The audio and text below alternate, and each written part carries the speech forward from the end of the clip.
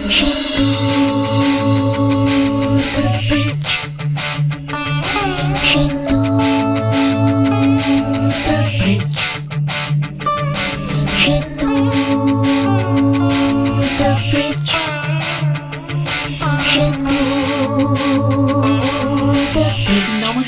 আবার ফিরে এলাম সেতু দ্য ব্রিজের বার্থডে সেলিব্রেশন অনুষ্ঠানের তৃতীয় এবং শেষ ভাগ নিয়ে।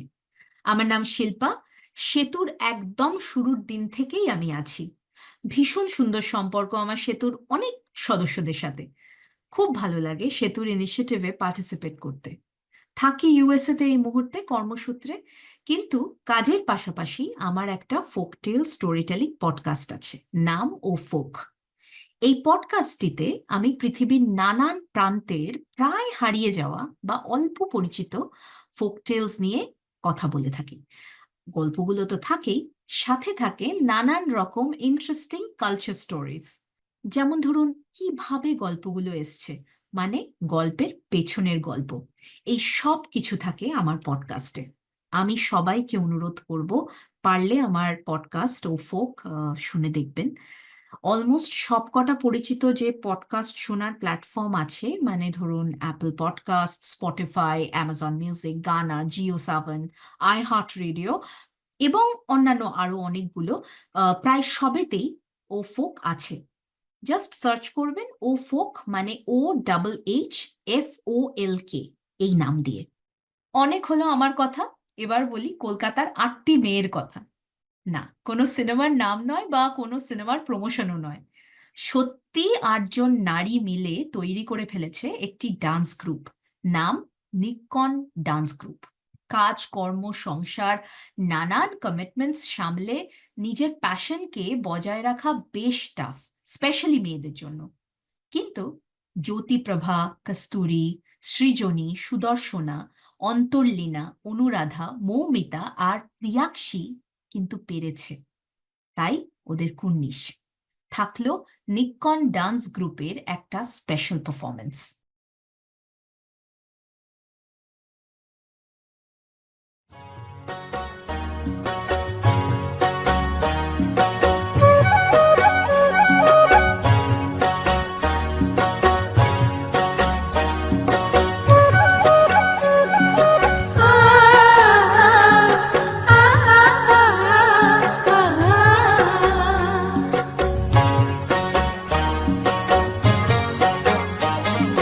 বিহুরে লগন মধুরে লগন, আকাশে বাতাসে লাগিল রে। চম্পা ফুটিছে, চামেলি ফুটিছে, তার সুবাসে ময়নায় আমার ভাসিল রে। বিহুরে লগন মধুরে লগন, আকাশে বাতাসে লাগিল রে।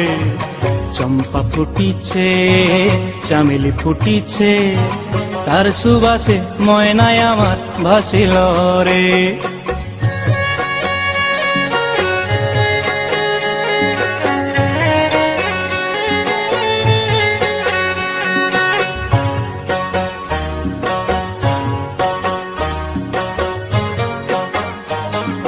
হলুদ বরণ মেখলায় তার যৌবন উছলায়, লাল ওড়নার আড়াল দিয়া চক্ষু দুটি চায়।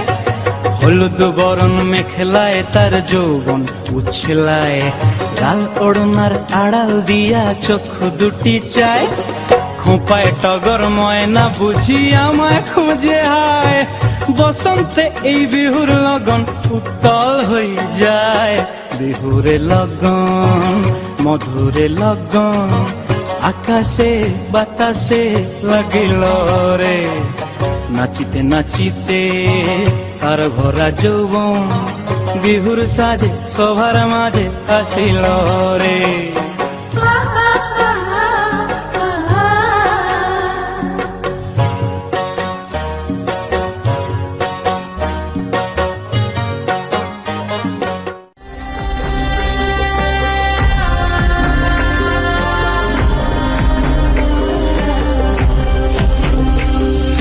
বসন্ত মহিলা সখী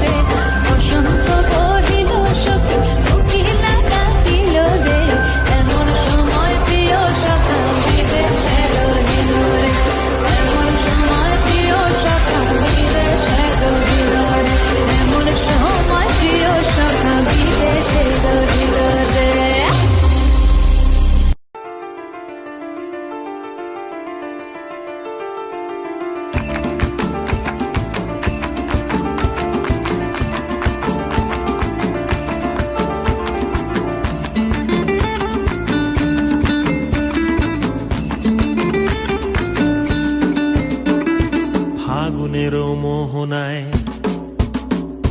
ফাগুনেরও মোহনায় মন মাতানো মহুয়ায় রঙ্গিনী বিহুর নেশা কোন আকাশে নিয়ে যায়। ফাগুনেরও মোহনায়, ফাগুনেরও মোহনায় মন মাতানো মহুয়ায় রঙ্গিনী বিহুর নেশা কোন আকাশে নিয়ে যায়। ফাগুনেরও মোহনায় ও মোর মন হারিয়ে যায়, মোর মন হারিয়ে যায়, কন্যের তোর ভাবনা ঝিলমিলিয়ে যায় রে, ঝিলমিলিয়ে যায়। ও মোর মন হারিয়ে যায়, মোর মন হারিয়ে যায়, কন্যের তোর ভাবনা ঝিলমিলিয়ে যায় রে, ঝিলমিলিয়ে যায়। কোন চেনা দেশের তরে তোর সাথে এইতে পান্তরে মোর মনের প্রজাপতি নাচি নাচি ঘুরি ঘুরি উড়ি উড়ি উড়ে যায় মন হারানোর ঠিকানায়। ফাগুনেরও মোহনায় মন মাতানো মহুয়ায় রঙ্গিনী বিহুর নেশা কোন আকাশে নিয়ে যায়। ফাগুনেরও এত সুন্দর একটা ডান্স পারফরমেন্সের জন্য ধন্যবাদ নিকন ডান্স গ্রুপকে। সেতুর তরফ থেকে অরিন্দম দা আমায় রিকোয়েস্ট করে কিছু একটা স্পেশাল করার জন্য। ইনফ্যাক্ট আমার সাথে শ্রবন্তী দি মানে শ্রবন্তী বসু বন্দ্যোপাধ্যায়ের জয়েন করার কথা ছিল। আপনারা অনেকেই জানেন শ্রবন্তী দি একজন ভীষণ পরিচিত সাংবাদিক, এবং আমি যখন এপিসোডটি রেকর্ড করছি তখন শ্রবন্তী দি ব্যস্ত পশ্চিমবাংলার সিচুয়েশন নিয়ে, তাই জয়েন করতে পারেনি। জয়েন করলে হয়তো আমরা দুজনে মিলে অন্য কিছু একটা করতে পারতাম। কিন্তু শ্রবন্তীদির না থাকার যে কারণ, পশ্চিমবঙ্গের কারেন্ট যে সিচুয়েশন, সেটা আমাদের সকলকেই অসম্ভব ভেতর থেকে নাড়িয়ে দিয়েছে। এই অবস্থায় কি বলবো বা কি স্পেশাল পারফরমেন্স করব সত্যিই বুঝে উঠতে পারছিলাম না। কিছুদিন আগেই পুরনো কবিতার একটা খাতা হাতে আসে, ওই পরিষ্কার করতে গিয়ে আর কি। এবার যা হয়, পুরনো কিছু দেখলে নস্টালজিয়া, পাতা উল্টে দেখতে ইচ্ছেই করে। আবার দেখা হয়ে গেল আমার অসম্ভব পরিচিত এবং অসম্ভব প্রিয় একটি কবিতার সাথে, শঙ্খ ঘোষের একটি গাথা।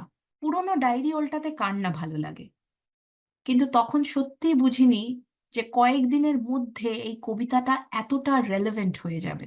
তাই অন্য আর কোনো কিছু নয়, আজ শুধু কবিতাটাই থাকলো আমার তরফ থেকে আপনাদের জন্য, সেতুর জন্য। শঙ্খ ঘোষের একটি গাথা। একটা সময় ছিল কবিতাগুলো একদম মুখস্থ থাকতো, কিন্তু অনেক দিন চর্চা হয় না এবং অবশ্যই বয়স বেড়েছে, তাই মেমোরাইজেশন স্কিলেও একটু জং ধরেছে। তাই ভাবলাম আজকে আমি দেখেই পড়ি, তার জন্যে মার্জনা করবেন। ঘুম ছুটে যায়, গ্রাস ওঠে না মুখে, রাস্তা জুড়ে স্পন্দ জাগায় পা, চলছি ওদের সামনে যাব বলে, আমরা সবাই মনোরমার মা। কিছুই এখন নেই হারাবার আর, আমরা সবাই উলঙ্গিনী আজ, মশাল হয়ে উড়ছে কেবল চুল, এই আমাদের শেষের রণসাজ। আসছি ছুটে সমস্ত দিক থেকে, উজাড় শহর বাজার উজাড় গাঁ, আমরা সবাই মনোরমার মা, সবাই আমরা মনোরমার মা। ওইখানে ওই প্রকাণ্ড রৌরবে ডাক দিয়েছে আমার মেয়ের হাড়, যাক কুড়ে যাক অঙ্গ বসন যাক, এবার থেকে মানছি না আর হার।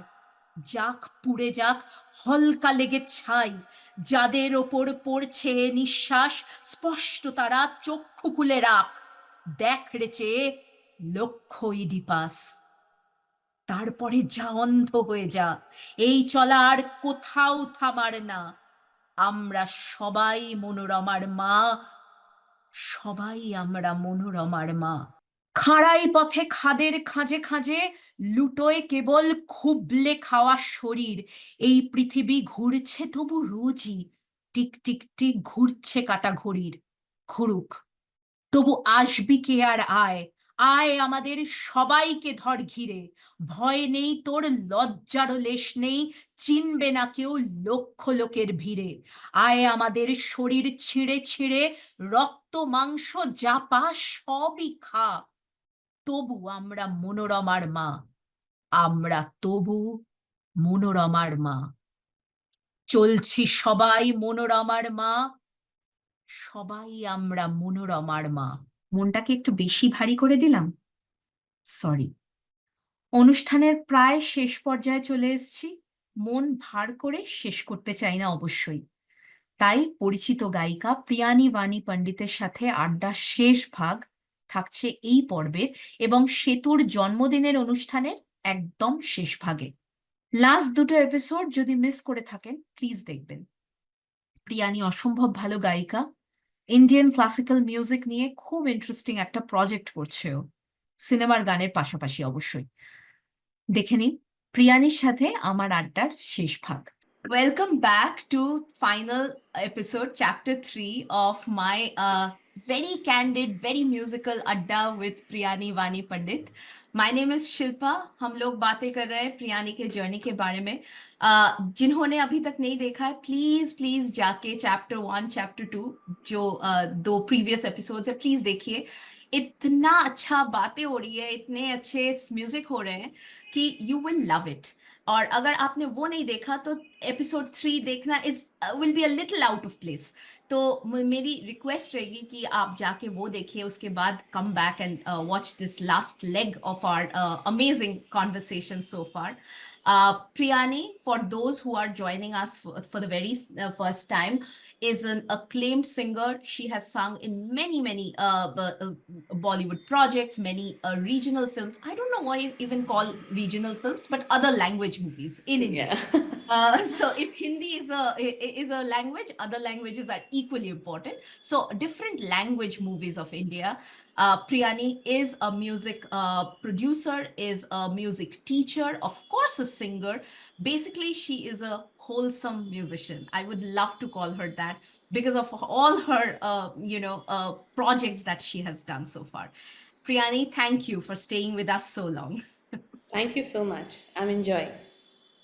All right, Priyani, let's talk a little bit about some of your upcoming projects. We just spoke about Raggit. It's an amazing project of yours, a dream project, as you mentioned. But और कोई projects है, कोई music, film music और कोई commercial projects?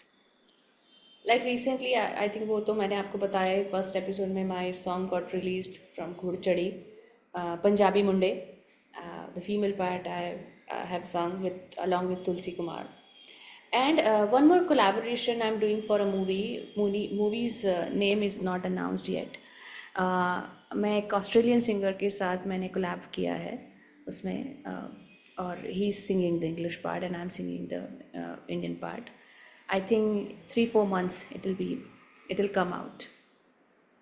And other than that, of course रागीत के project तो मैं कर ही रही हूँ. रागीत के और शोज़, अपकमिंग शोज़ मुंबई और may be in US I'm coming.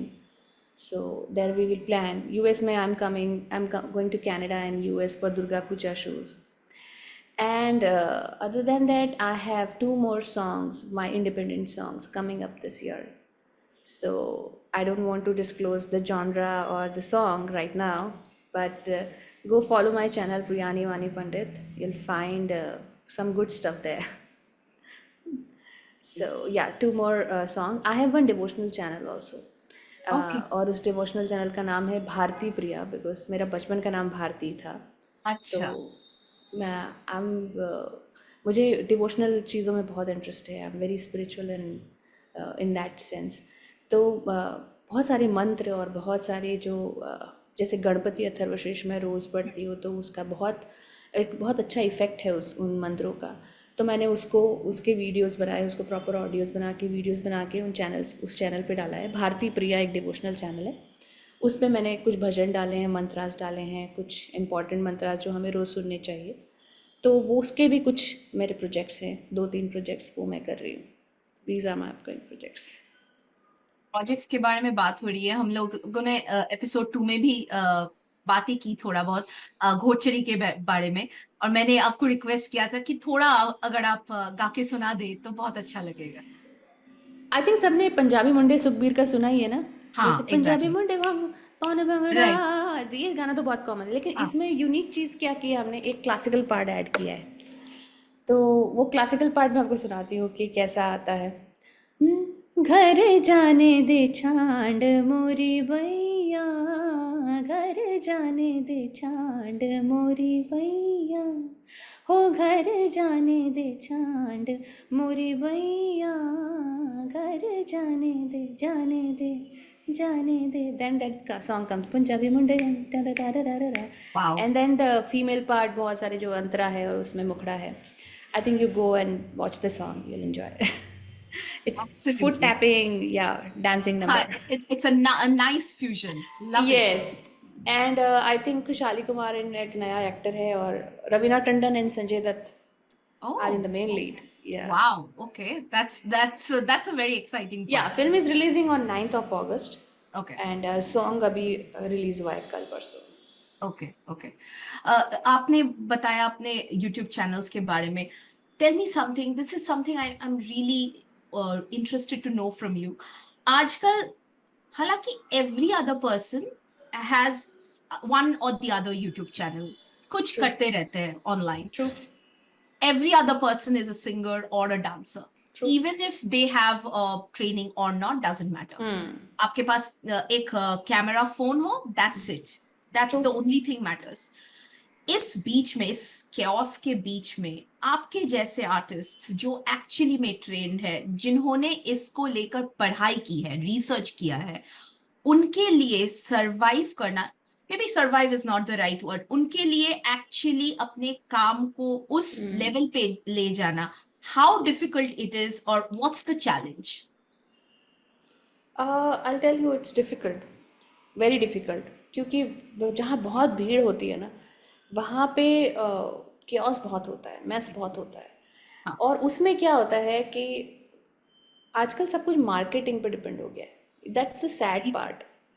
आपके पास जितना पैसा है, आप जितना मार्केट कर सकते हो, उतना वो आपका गाना चल हाँ। जाता है।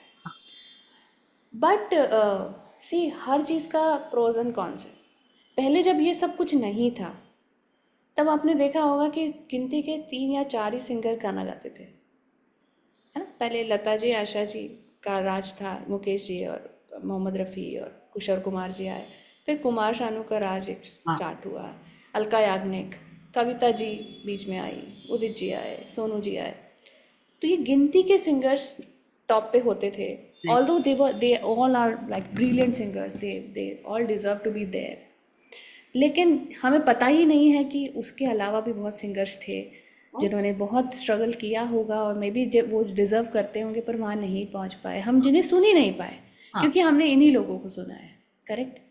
तो वो एक पार्ट था कि चलो क्रीम सिंगर्स वहाँ पे हैं, और बाकी वो क्रीम है कि नहीं है हमें नहीं पता, हमने उनको सुना भी नहीं है। Exactly. उनको एक बार सुनने का भी मौका हमें नहीं मिला। अब ये जो प्लेटफॉर्म्स है, उस वजह से एक ये बात तो है कि आप सबके पास एक मौका है ना। कोई भी कुछ भी कर सकता है। करेक्ट। तो ये बहुत अच्छी बात है कि अब कोई किसी का मोहताज नहीं है। जैसे मैंने कहा कि जब मैं मुंबई आई थी, मैं स्टूडियो जाती थी अपना डेमो देने, ये करने, या मेरा सुन लो गाना, या जो भी है, एक वो स्ट्रगल था। अब कोई स्टूडियो नहीं जाता है, अब सब अपने सोशल मीडिया पे अपने गाने डालते जाते हैं। और Exactly. इवन म्यूज़िक डायरेक्टर्स और इनकी ये प्रैक्टिस हो गई है कि यार ऑनलाइन ढूंढो कौन अच्छा गा रहा है। एक टीम होती है उनकी आजकल कि ऑनलाइन देखो कौन अच्छा गा रहा है, किसके फॉलोअर्स है, क्या है, जो भी है। तो एक ये है कि इन प्लेटफॉर्म्स का ये मुझे बहुत अच्छी बात लगती है कि चलो सबको एक मौका है, everybody can do something. Right. लेकिन अब वो क्या हो गया कि वो इतना जनरल हो गया है कि जो नॉन सिंगर्स हैं वो भी आ जाते हैं, तो फिर लगता है कि अरे क्या ही हो रहा है। लेकिन मैं बताऊँ, इन सब की शेल्फ लाइफ बहुत छोटी होती है, बहुत। एक 1 सॉन्ग वंडर होता है या थोड़ा बहुत चल गए। जो असली टैलेंट है, असली सिंगर है, वो सफलता के ऊपर काम नहीं करते, उनको म्यूज़िक से प्यार होता है ना। मतलब अगर मेरा गाना नहीं चला तो मैं गाना बंद नहीं कर दूँगी, हाँ। या मेरे यूट्यूब पे व्यूज़ नहीं आए तो मैं रियाज़ बंद नहीं कर दूँगी। मैं करूँगी क्योंकि वो मुझे करना अच्छा लगता है, कि वही मेरा काम है, वही मैं करूँगी, मैं और कुछ कर नहीं सकती हूँ। तो ये बात है कि हाँ, डिफ़िकल्ट तो है, लेकिन ऑडियंस अपनी सुन लेती है, मतलब वो चुन लेती है अपना आर्टिस्ट, वो कहीं ना कहीं पहुँच ही जाती है। अब मैं आपको बताऊँ, एक मेरा वीडियो बहुत वायरल था, आपने सुना होगा, इशारों इशारों में दिल लेने वाले, हाँ, ऑफ कोर्स, ऑफ है ना। कोर्स। वो बहुत वायरल था। अब हमने उसको, हम तो जैम कर रहे थे सिंपल सा, और लगा उस वक्त नया नया फेसबुक आया था, नया नया वीडियो डालने का चलन था। I know where you are going, but I'll let you talk हाँ, about it. तो फिर वहां पे हमने कहा चलो कर लेते हैं यार, ऐसे ही चलो डालते हैं। हम तो जैमिंग कर रहे थे, तो किसी ने शूट करके डाल भी दिया। कोई लाइट नहीं है, कुछ नहीं है, हम घर के कपड़ों में बैठे हैं, जैम कर रहे हैं, और लोगों को वो अच्छा लगा, वो वायरल हो गया, और जो भी उसके साथ बहुत सारी रूमर्स स्टार्ट हो गए या जो भी था। हाँ, तो वो है कि अच्छी चीज़ें भी चल जाती है कई बार, बहुत गाने, अच्छे गाने भी नहीं चल पाते। तो हर गाने की अपनी किस्मत है, हर वीडियो का अपना एक किस्मत है। मेरे ख्याल से बस लगे रहना चाहिए, जहाँ भी मौका मिलता है करते रहना चाहिए। हाँ, मार्केटिंग इज समथिंग कि हम उतना पैसा नहीं, एक इंडिपेंडेंट आर्टिस्ट उतना पैसा नहीं डाल सकता है, राइट? right, of course. हाँ, लेकिन फिर भी मुझे लगता है कि अभी फिर भी इंडिपेंडेंट म्यूजिक का इंडिया में अच्छा सीन है, लोग सुनते हैं, लोग ट्राई करते हैं नए सिंगर्स को सुनने का, नया गाना सुनते हैं। बहुत सारे इंडिपेंडेंट आर्टिस्ट उभर के भी आए हैं, अनूप जैन देखो, और भी बहुत सारे आर्टिस्ट हैं। तो दैट्स अ गुड पार्ट। तो आई एम नॉट, मैं उसके अगेंस्ट भी नहीं हूँ, और मैं उसके फेवर में रही हूँ। मुझे लगता है कि मुझे एक जगह मिली है ना कहीं गाने की, तो मैं तो घुस जाऊँगी, मेरा गाना है। मुझे एक प्लेटफॉर्म मिला है कि मेरा यूट्यूब चैनल में खोल के मैं गाना गा सकती हूँ, तो मैं अपना म्यूजिक सबको Of सुनाऊंगी। course. हाँ, फिर हाँ. उसका सफल होना नहीं होना वो ऊपर वाले के हाथ में है। अच्छा, इन दिस रिगार्ड एक और चीज मेरे दिमाग में चल रहा है, ऑटो ट्यून को लेकर ना। ऑटो ट्यून को लेकर बहुत सारे डिबेट्स चल रहे हैं काफी सालों से। इसका दो पहलू है। I come from a musical family, और मेरे हस्बैंड ही is a musician and audio engineer, so I know a little bit of the technicalities as well. मुझे पता है कि ऑटो ट्यून का भी यूटिलाइजेशन एक जगह है उसका, नॉट कि रैंडमली आप कर सकते हो। तो इसके बारे में आपके क्या विचार है? How it is being used right now, and what do you think about it? देखो, जब जितनी टेक्नोलॉजी हमारी लाइफ में आई है ना म्यूज़िक को लेके, तो उतना ही मुझे लगता है ऑटो ट्यून भी एक, जैसे रिवर्ब होता है हमारा, डिले होता है, ऑटो ट्यून भी एक फीचर है उसमें, एग्जैक्टली। है ना? अब लोगों ने अब्यूज करना स्टार्ट कर दिया उसको। Right, right. लोगों ने बहुत अब्यूज किया है कि नॉन सिंगर को भी सिंगर बना देना, पर वो ऑटो ट्यून से भी नहीं, वो मेलोडाइन करना पड़ता है उसमें, और भी हाँ, टेक्निकलिटीज है हाँ। बहुत सारी। तो वो चीज़ है कि उसको अब्यूज करना तो गलत है, कि यार मतलब इतना भी मत उसका यूज़ कर लो कि बस तुमने हद ही मचा रखी है, बहुत बहुत जगह हद मचा रखी है। But auto tune is a good thing. First thing मैं बताती हूँ क्यों, क्योंकि आजकल लाइव म्यूजिशियंस तो बजा नहीं रहे हो आप, है ना? पहले होता था कि पीछे 10 वायलिन चल रहे हैं, हाँ। 2 तबले चल रहे हैं, ढोलक चल रही है, वो सब लाइव बजा रहे हैं। तो लाइव जब म्यूजिशियन बजाते हैं तो सिंगर उसके सुर में मैच करता है, तो वो वहाँ पे ऑटो ट्यून की ज़रूरत नहीं पड़ती थी, क्योंकि सब लाइव गा रहे हैं। वो थोड़ा 440 नहीं भी हुआ तो चल जाता था। अब क्या हो रहा है कि सब कुछ हम प्रोड्यूस कर रहे हैं कंप्यूटर पे, है ना? एक कीबोर्ड जो है वो 500 इंस्ट्रूमेंट की आवाज़ निकाल सकता है। Absolutely correct. आप उसमें बांसुरी भी बजा रहे हो, गिटार भी बजा रहे हो। अब वो तो इंस्ट्रूमेंट है, मतलब वो तो एक टेक्निक, वो मशीन है। मशीन हाँ। तो 440 चीज़ निकालेगी, है ना? तो हाँ। आपका जो भी म्यूजिक बन रहा है वो 440 स्केल में बन रहा है ना? उसका फ्रीक्वेंसी बिल्कुल करेक्ट है। एग्जैक्टली। लेकिन एक ह्यूमन का फ्रीक्वेंसी उससे मैच नहीं कैन कर नॉट बी। सकता। हाँ, वो पॉसिबल हम नहीं। ह्यूमन है, पॉसिबल नहीं है। अभी रात है, जैसे आई एम लिटिल टायर्ड, तो मेरा थोड़ा सा सुर यहाँ से यहाँ होगा, है ना? मैं ह्यूमन हूँ, ठीक है? मैं थोड़ी सी डल हूँ फिलहाल, तो चलो मेरा सुर थोड़ा सा नीचे हो गया। आप जब चार्ज होते हो, आप थोड़ा सा शार्प भी हो जाते हो, तो आप ह्यूमन हो। आप 440 सुर में नहीं, बिल्कुल नहीं गा सकते हो। तो उसको मैच करने के लिए ऑटो ट्यून चाहिए, एग्जैक्टली। हाँ। अदरवाइज वो अजीब सुनाई देगा, है ना? ऐसा नहीं कि सिंगर बेसुरा है, सिंगर बेसुरा नहीं है, बट आपको उसके मशीनरी जो आपने इंस्ट्रूमेंट लगाए हैं उसको मैच करने के लिए आपको ऑटो ट्यून लगाना पड़ेगा, और ऑटो ट्यून का वही करेक्ट यूज़ है। उससे सिंगर की खामियां छुपाना उसका मोटिव नहीं है, लेकिन उसको अब अब्यूज़ करना स्टार्ट कर दिया है लोगों ने। एज आई टोल्ड यू, हर चीज़ के दो पहलू हैं।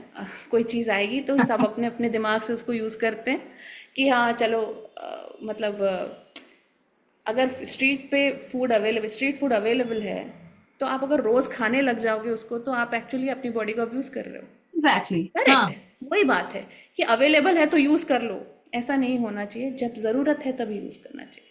हाँ, ये बात सोशल मीडिया के लिए भी लागू है, क्योंकि हमारे पास अवेलेबल है तो कोई भी किसी भी तरह से यूज कर रहा है। वही वही मतलब हम 24/7 उसको यूज कर रहे हैं, वो 24/7 यूज करने वाली चीज ही नहीं है, एब्सोल्युटली। वो टूल है।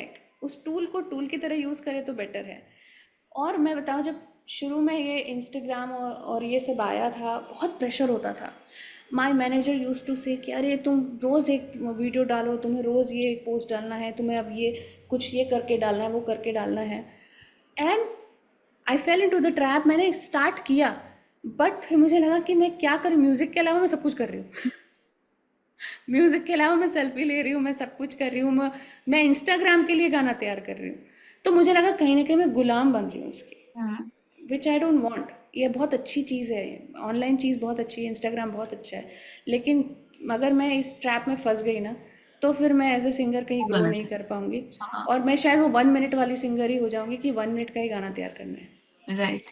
तो वो है कि शुरू में मुझे भी बहुत अफेक्ट किया ये चीज़ें, और बहुत क्योंकि प्रेशर होता था। अरे आज पोस्ट नहीं आई, ये नहीं हुआ, वो नहीं हुआ, और इसके इन्फ्लुएंसर इतने बढ़ गए हैं, ये हो गया है, वो हो गया है।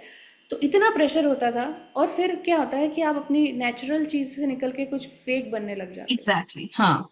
वो मुझे लगा कि यार नहीं, ये तो this is not my cup of T. जो कर सकते हैं नेचुरली वो कर सकते हैं, ये उनको आता है, पर दिस इज नॉट मी, मैं नहीं कर सभी नहीं पाऊंगी, कर सकते। हाँ नहीं कर हाँ। सकते हैं। तो एब्सोल्युटली। फिर मैंने उसको बहुत ही लिमिटेड रखा, एंड आई एम हैप्पी कि बस उतना ही मुझे चाहिए। I am not following in the trap कि मेरे इतने फॉलोअर्स चाहिए, मुझे ये चाहिए, ठीक है, जितना है सही है।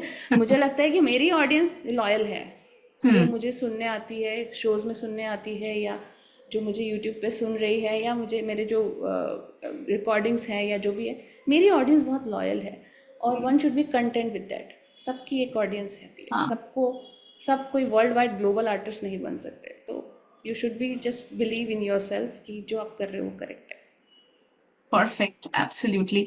आपने जो ऑटो ट्यून के भी बारे में कहा, ये मैं आपसे सुनना चाहती थी, क्योंकि जैसा मैंने कहा कि आई know a little bit about it because of the way the family I come from. सबको इसके बारे में पता नहीं है।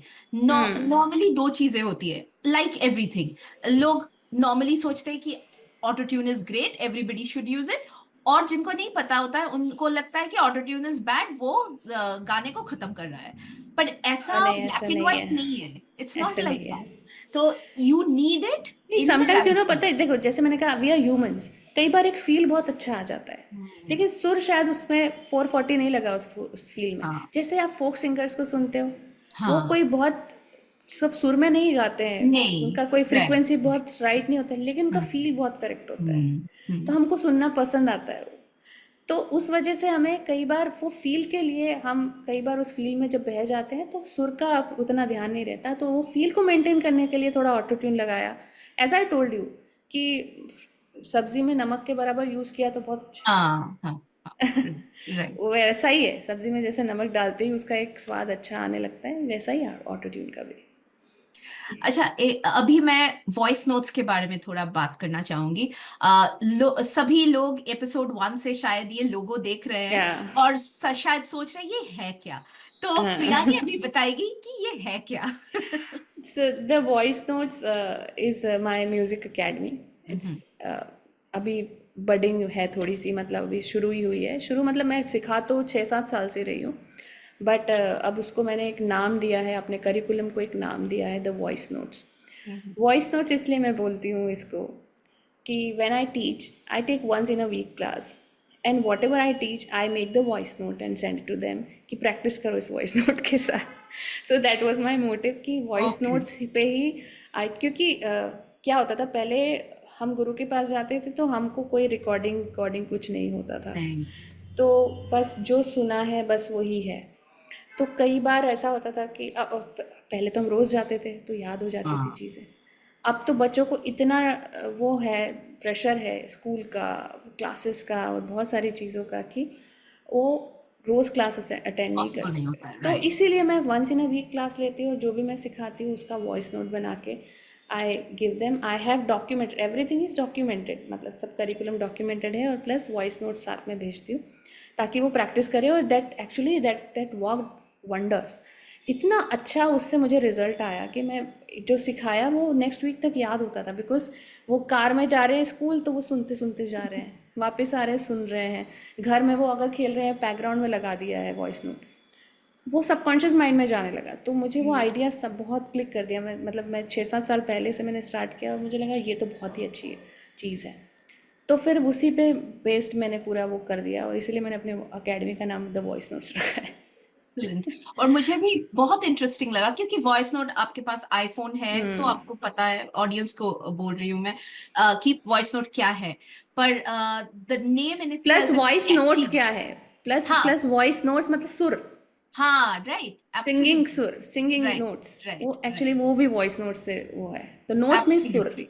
हाँ, तो दोनों को मिला के मुझे बहुत इंटरेस्टिंग लगा, बहुत कैची लगा।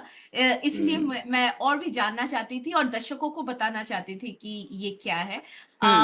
फॉर एवरीवन, शायद ये अगर कोई इंफॉर्मेशन चाहे तो we can get it online, right? या सो वेबसाइट ऑलरेडी मेरी बन चुकी है। आई जस्ट हैव टू मतलब जस्ट उसको वो करना है। मैंने बहुत ज़्यादा इसका अभी मार्केटिंग नहीं किया है द वॉइस नोट्स का, अभी वेबसाइट बनने के बाद शायद करूँगी। बिकॉज मेरी क्लास ग्रुप क्लास नहीं होती, I take 1-on-1 class, because सबका सुर अलग होता है, सबका एक टेम्परामेंट होता है, सबको सबको एक दवाई नहीं दे सकते ना, सबकी बीमारी अलग एग्जैक्टली, है। हाँ। तो इसलिए मेरी 1-on-1 क्लास होती है एंड इसीलिए मेरे पास बहुत लिमिटेड टाइम होता है कि मैं इतनी ही क्लास ले सकती हूँ and I am already right now full. तो इसीलिए मैंने इसको कभी मार्केट नहीं किया। It was just mouth publicity. When I started just like that, to be very frank. और ये स्टोरी है कि ब्लेसिंग इन डिस्गाइज जिसको बोलते हैं, डिमोनेटाइजेशन हुआ था हाँ हाँ, 2017 की बात या, है, 16-17। उस समय हमारे सारे शोज़ बंद हो गए थे क्योंकि डिमोनेटाइजेशन के बाद सारा वो मनी का ट्रांजैक्शन हाँ, कुछ एग्जैक्टली। अलग हो गया था, तो सारे लाइव शोज़ बंद हो गए थे। तो वी वर लाइक कि अब क्या करेंगे हम, मतलब राइट। शोज़ ही नहीं है। तब मुझे बहुत लोगों ने बोला कि हम, मतलब तब पहले से बोलते थे कि हमें सिखाइए हमें सिखाइए। मैंने कहा मुझे टाइम नहीं है। फिर मेरी एक फ्रेंड है यूएस में ही, सैन फ्रांसिस्को में। शी टोल्ड मी कि मेरे पास बहुत बच्चे आते हैं, she is a piano teacher there. Okay. So बोले कि बहुत बच्चे आते हैं सिंगिंग के, और प्लीज़ तू 1-2 क्लास लेके देख, maybe it will help you financially also. I started like that, to be very frank. मैं बिल्कुल ब्लंट बात कर रही हूँ कि मैंने फाइनेंशियली इसको स्टेबल होने के लिए इसको स्टार्ट किया था। बट मुझे लगता है कि ये मैंने रियाज करके उतना नहीं सीखा जितना मैंने टीचिंग करके खा के सीखा है। सीखा। It's a great way of learning. Hmm, teaching is the great way of learning, because absolutely. क्या होता था कि कोई स्टूडेंट सामने, और आई वॉज वेरी पर्टिकुलर, मैं ग्रुप क्लास नहीं करूँगी, मुझे 1-on-1 ही करना है। और जब वो लगता था कि यार ये हरकत इसको क्यों नहीं आ रही है, ये इसके गले में क्यों नहीं आ रहा, I use to study about that. फिर मैं खुद उसको अप्लाई करती थी, अच्छा ये, फिर करती थी, अच्छा ये तो ऐसा हो गया वैसा हो हाँ गया। मतलब इतना हाँ, सीखा मैंने, और मेरी सिंगिंग में ड्रास्टिक चेंज आया जब से मैंने सिखाना स्टार्ट किया।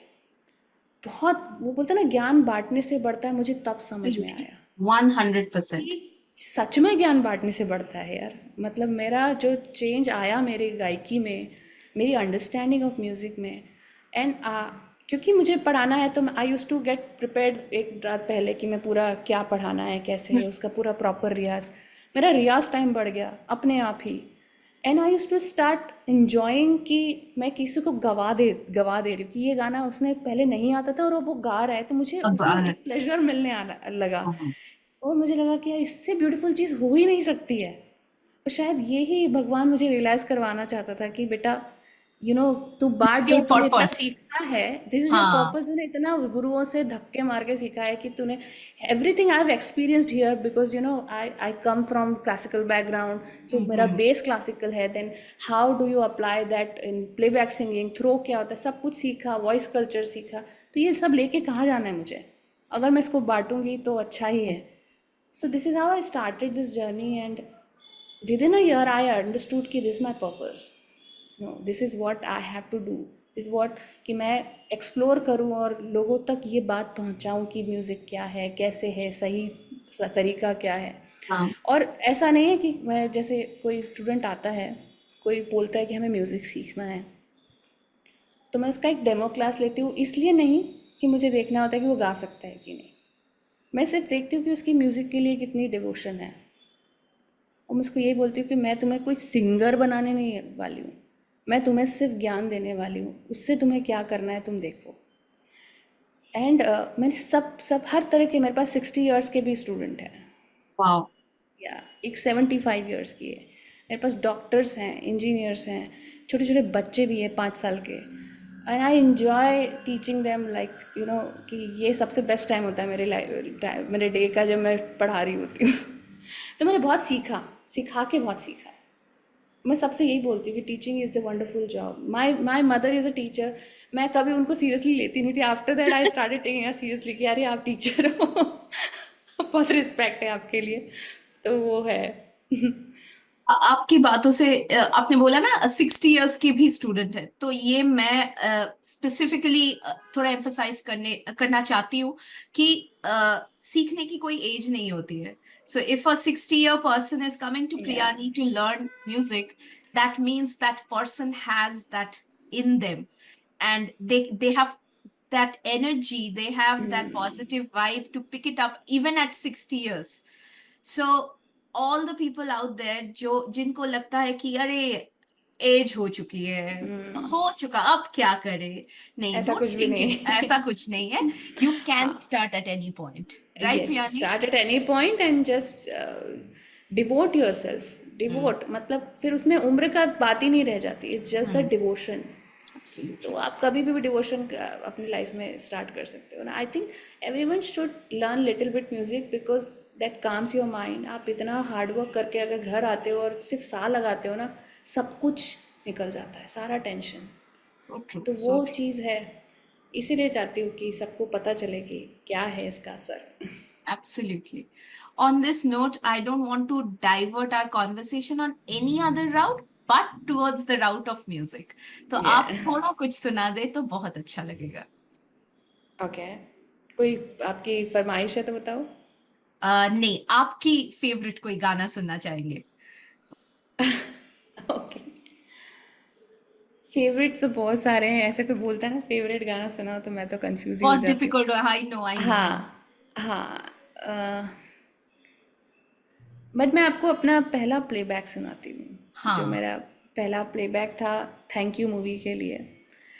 एंड विद्या बालन मेरी फेवरेट हीरोइन थी एंड आई डिडंट नो कि मैं उनके लिए गा रही हूँ। मुझे रात को फ़ोन आया प्रीतम दा के ऑफिस से कि अरे एक गाना है, आप गाओगी but it's a background song. मैंने कहा okay, I come, and I sang that. और कट टू मैं देख रही हूँ कि वो विद्या बालन के ऊपर है। सो that was a big moment for me. तो वो 4 लाइन सुनाती हूँ। श्योर। हाँ, हर घड़ी, हर पहर, हर दिशा में तुम हो, मैं देखती हूँ जिधर। मैं मुस्कुरा के तुम्हें जान भी दे दूँ, तुम मांग लो जो अगर। हाँ, हर घड़ी, हर पहर, हर दिशा में तुम हो, मैं देखती हूँ जिधर। मैं मुस्कुरा के तुम्हें जान भी दे दूँ, तुम मांग लो जो अगर। Thank you. हमारे ऑडियंसेस नहीं है, बट आपको सुनाई देगा वर्चुअली कि बहुत सारे ओके, लोग क्लैप्स ओके, कर रहे हैं। Thank you so much, on thank that you. Beautiful beautiful note, I think कोई और बातें करने की गुंजाइश नहीं रहती है। You only want to listen to it and just feel it and say that thank you Priyani for being seriously with I us. Really enjoyed the conversation. और बहुत टाइम बाद मैंने बहुत सारी, I am being little nostalgic right now, बहुत सारी पुरानी बातें याद आ रही हैं। आपने बहुत सारी बातें ऐसी छेड़ी और बहुत मज़ा आया। थैंक यू सो मच सारी ऑडियंस को, thank you for watching. And चलो मिलते रहेंगे फ्यूचर में। Absolutely. Thank you so much for all the time. I know it's been a bit long, but thank you. Thank you for sharing so many beautiful things. The best part was talking to you was I learned a lot, and Oh, that's my really? takeaway. So So thank you. sweet. Thank you very much to all the audiences. Be with Shetu for because they continue to bring such amazing, candid conversations all the time. Bridging Bengalis. In this case, yes, Priyani might not be a biological Bengali, but by heart, she is because Yes, you can feel it true. from the adda that we had. Probably you can feel it already. So be with Shetu, follow Shetu online on social media. Please follow Priyani's channel on YouTube and do, if you get a chance, please go to one of her Rag Geet concerts because I promise I'm going to go to the next one the moment Yes. I get a chance. Okay, thank you so much. Shetu को जन्मदिन की बहुत बहुत बधाई। Happy birthday to Shetu organization and consider me the new member of Shetu. I really love the concept and really loved the members of Shetu and आज मुझे बात करके बहुत अच्छा लगा और मुझे लगता है कि आगे जो कंटेंट आने वाला है वो बहुत ही अमेजिंग होने वाला है। ऑल द वेरी बेस्ट और ऐसे ही बहुत सारे जन्मदिन मनाओ। Thank you. শুভ জন্মদিন সেতু দ্য ব্রিজকে। আমি তো সেতুর সাথে প্রথম দিন থেকে আছি, অনেক নানান ভাবে অ্যাসোসিয়েটেড আছি। আমার ভীষণ ভালো লাগে পারমিতা, অরিন্দম দা সবার সাথে কাজ করতে। আপনারা যারা সেতুকে ফলো করছেন প্লিজ কন্টিনিউ ডুইং দ্যাট, কারণ সেতু ভীষণ সুন্দর সুন্দর কন্টেন্ট নিয়ে আসে, ভীষণ সুন্দর সুন্দর ইন্টারভিউ কনভারসেশনস নিয়ে আসে। আর সেটা শুধুমাত্র দেখার আনন্দের জন্য নয়, জানার আনন্দের জন্যও। তাই জন্য সব সময় সাথে থাকুন, সেতুর সাথে থাকুন। আজ এইটুকুই। সেতুকে আবারও জন্মদিনের অনেক অনেক অনেক শুভেচ্ছা। আগামী দিনে আরো ভালো থটফুল কন্টেন্ট করার জন্য শুভেচ্ছা এবং বাঙালিয়ানাকে গোটা পৃথিবীর কাছে পৌঁছে দেওয়ার জন্য শুভেচ্ছা। এই জার্নি চলতে থাকুক এবং হই হই করে চলতে থাকুক। আপনারা সেতুর সাথে থাকবেন, সেতুকে ফলো করবেন সোশ্যাল মিডিয়াতে। বিশ্বাস করুন, সময় নষ্ট করা রিলস না দেখে যদি সেতু বা সেতুর মতন যারা ইন্টারেস্টিং রিসার্চ বেসড কন্টেন্ট করছে তাদের ফলো করাটা, সাপোর্ট করাটা অনেক বেশি দরকার। দিনান্ত বেলায় একটা কথা বলে শেষ করতে চাই, মেল, ফিমেল, ট্রান্স এগুলো জেন্ডার। আপনি মানুষ কিনা তার পরিচয় একমাত্র আপনার মনুষ্যত্বে, জেন্ডার নির্বিশেষে। ওইটুকু যেন আমরা কেউ না হারাই। আর যদি কারোর মনুষ্যত্ব হারিয়ে যায়, তাকে মনে করিয়ে দেওয়ার দায়িত্বটাও কিন্তু আমাদেরকেই নিতে হবে। আমাদের মনুষ্যত্ব বিলুপ্ত প্রায়, কিন্তু কিছু রেস্টোরেশন, প্রেজার্ভেশন করে সেটিকে বাঁচিয়ে রাখার একটা চেষ্টা তো করতেই হবে, তাই না? আশা রাখবো আমরা সকলে মনুষ্যত্বের প্রতি দায়বদ্ধ থাকব, ইনজাস্টিসের বিরুদ্ধে রুখে দাঁড়াবো এবং যে কোনো ধরনের ফ্যাসিজমের বিরুদ্ধে কথা বলার সাহস রাখবো। সকলে সুস্থ থাকবেন, ভালো থাকবেন এবং সব থেকে ইম্পর্ট্যান্ট, সেফ থাকবেন।